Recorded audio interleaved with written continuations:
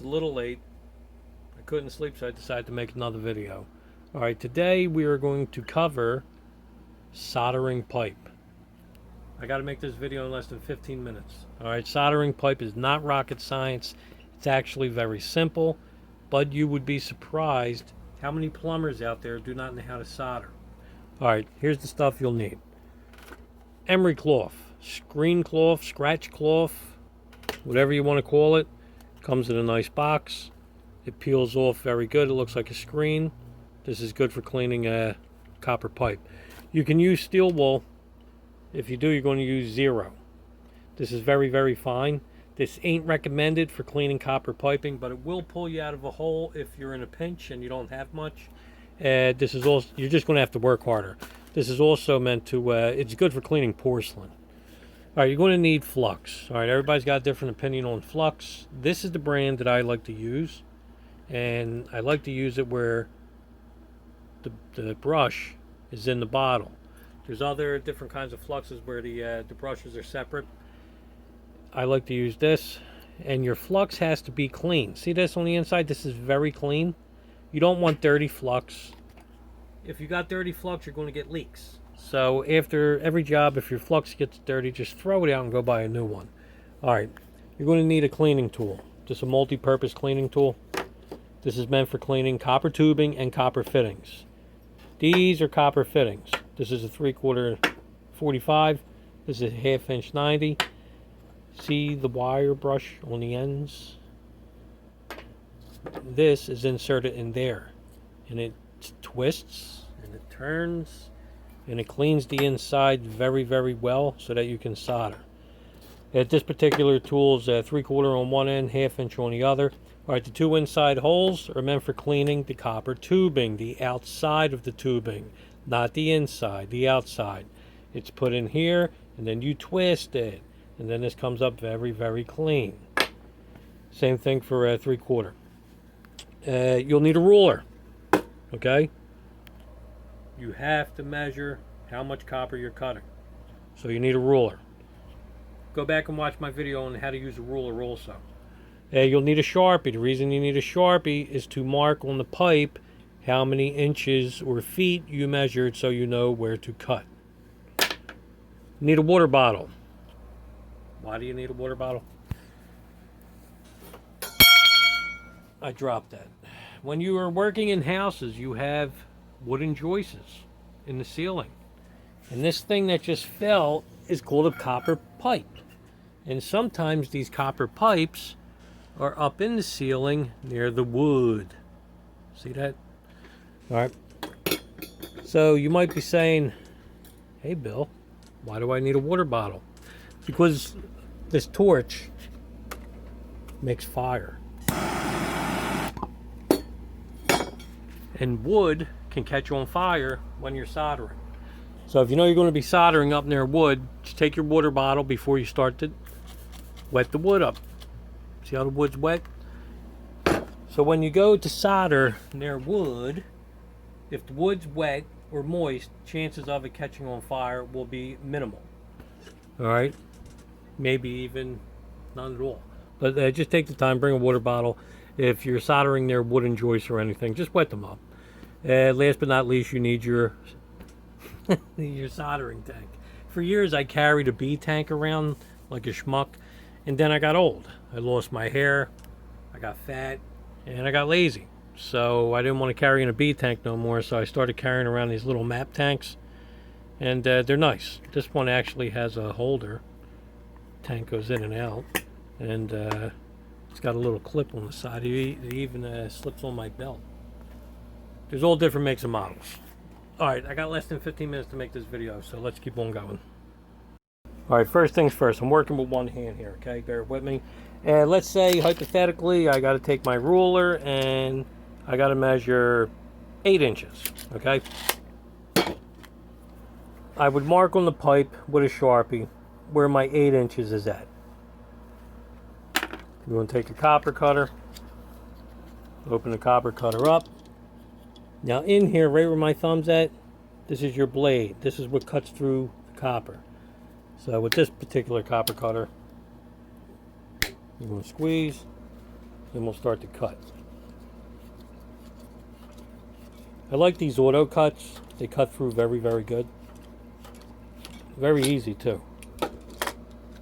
So we already cut through. All right, next we're going to show you 2 ways to clean the copper. Let's set that up. Where's my copper? Right there. Let's set the phone. Now we're going to use a piece of emery cloth. Screen cloth, scratch cloth. Remember this I showed you? Comes in a box. Comes in a spool. You peel off what you need. See the copper? You're just going to go over it real. Oop. I fucked up. There you go. Alright, do you see that? Thought I had it. Alright, so we're going to clean it up real good. Emery cloth works very, very well.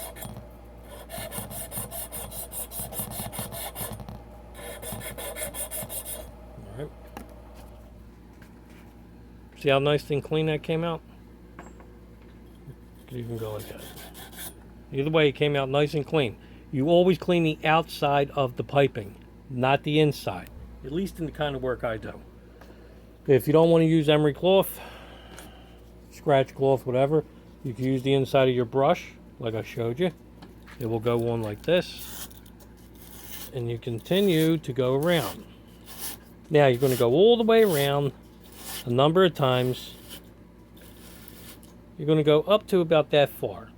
No need to come all the way through. If you want to go a little deeper, that's fine. See how clean that gets it?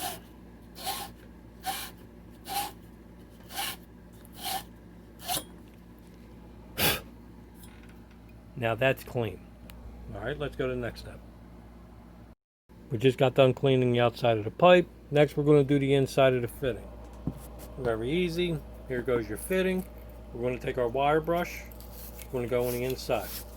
And you'll keep going around all the way in a number of times until you feel like it's clean. You just pull it out, take a look on the inside.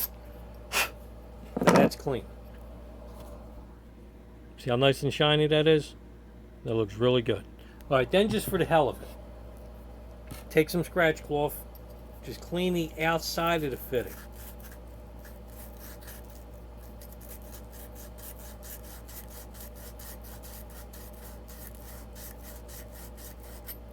See how clean that came? So we cleaned the outside of the fitting and the inside. Then before you do anything else, just see if it slips on the piece of pipe nice. That slips on very nice. If it does not slip on, don't bang it. You either got a bad fitting or you got a bad cut. Recut it or throw the fitting away and get another one. But after you're done cutting, just make sure it goes on nice. Alright, just like butter. We have our utility flux. Now I'm going to tell you something about flux. You don't need a lot of flux. You only need a little bit of flux. That's it. Just like that. Then the fitting will slip on. Just like so. The reason you don't need a lot of flux is because flux only acts as a lubricant so that the solder will run around the joint when you apply heat to it. I've seen some guys over the years put a pound of flux on the fitting. That will actually, well, actually, it will cause a leak. Alright, so you only need a little bit of flux. Flux acts as a lubricant so that when the solder is heated with the pipe, that the solder runs. Alright? Another mistake a lot of guys make is when they're soldering, after they're done soldering, they'll take a wet rag and they'll wrap it around that. Don't do that. Let it dry naturally, alright? Because when you shock it with cold water like that, you can crack the solder, believe it or not, and cause a leak. I've seen some guys also take their flux when they were done soldering and cool the fitting off. Don't do that because when you put this back in the jar, it's going to get dirty. And again, you can shock the solder and cause a leak. Let it dry naturally. Alright, soldering is not hard. So I'm going to sit over here, okay? I got it in the vise. It's nice and tight. We already got our flux on. I already showed you about that. Let me see if I can position the camera. I'm going to position right there, just like that. when you open your solder, open it like that with like a hook. Have your finger, your index finger on it so that you can maneuver it around the joint, just like so. Just light your torch. You want to hold the fire, the blue part of the fire, toward the tip, right underneath on the fitting, just like so.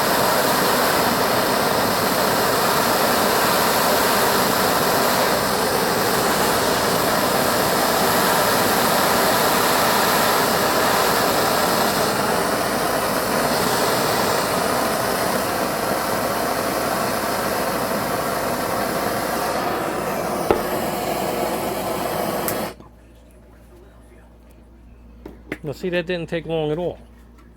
Now, I was over here on an angle doing it, but it didn't take long at all. You just hold the heat on there, right on the bowl of the fitting, heat it up a little bit, and then you just gently take your solder and go where the pipe meets the fitting, right in the joint. And when it's hot, it will run around. Let it dry naturally, go on and do another joint. Again, if you take a wet rag and you put that rag around there to dry it, you will crack the solder and you can cause a leak. Let me see in the camera. Can you see up in there? Yeah, there you go. See how the solder came through the pipe and it went around the fitting? When you cool that off immediately, you can crack it and then cause a leak. Some older guys, and I used to do this also, would have a separate can of flux that would be dirty. And they would take the flux as soon as they were done soldering and cool the joint off. Again, don't do that. Let it dry naturally, go on to the next fitting. But right up in there, you can see on the outside diameter of the pipe, you can see where the flux ran, where the solder ran in. Okay? So, tell you what, I'm running out of time. I just showed you how to, solder one joint. I only got less than 15 minutes to make each video, so we're not going to do the 1/2-inch pipe, but it's the same concept. Clean it, do everything that I just did with the 3/4 piping, and then solder it. If you really want to learn, just sit in your shop, anywhere you want, cut different pieces of pipe, solder them, keep doing it over and over again until you learn. It's not hard, it's not rocket science. Hope the video helped you. Have a nice night.